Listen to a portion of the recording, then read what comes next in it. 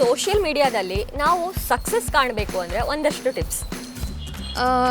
ಈಗ ನಾವು ಪೋಸ್ಟ್ ಮಾಡ್ತೀವಲ್ಲ, ಅದರಲ್ಲಿ first of all different contents ಇರಬೇಕು. Try to make it very interesting, different. And ನೀವು ಕ್ಯಾಪ್ಷನ್ಸ್ ಕೊಡ್ತಿಲ್ಲ, tag lines interesting, catchy. So ಆ ಥರ ಮಾಡಿದ್ರೆ ಒಂದು easily you will attract people. ಇನ್ಸ್ಟಾಗ್ರಾಮಿಂದ ತುಂಬ ಜನರಿಗೆ ಹೆಲ್ಪು ಮಾಡ್ಬೋದು ಇನ್ ದ್ಯಾಟ್ ವೇ, ಮೆಸೇಜ್ ಕೊಟ್ಟು ಇನ್ಸ್ಟೆಡ್ ಆಫ್ ಓನ್ಲಿ ಎಂಟರ್ಟೈನ್ಮೆಂಟ್.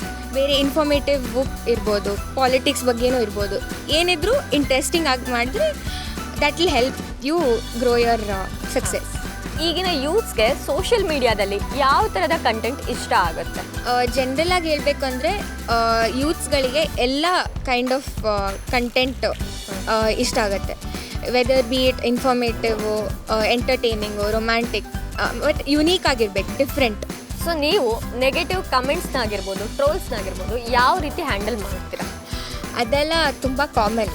ಈಗ ಪಾಸಿಟಿವ್ ಕಮೆಂಟ್ಸ್ ಇದ್ದರೂ ನೆಗೆಟಿವು ಇರುತ್ತೆ. ಸೊ ಅದನ್ನೆಲ್ಲ ನಾವು ಮನಸ್ಸಿಗೆ ಹಚ್ಕೊಂಡು ಬೇಜಾರು ಮಾಡ್ಕೊಂಡ್ಬಿಟ್ರೆ ಅದು ಮುಂದೆ ಹೆಲ್ಪ್ ಆಗಲ್ಲ. ಸೊ ನಮಗೆ ಲೈಕ್ ಮೆಂಟಲ್ ಹೆಲ್ತ್ ಎಫೆಕ್ಟ್ ಆಗುತ್ತೆ.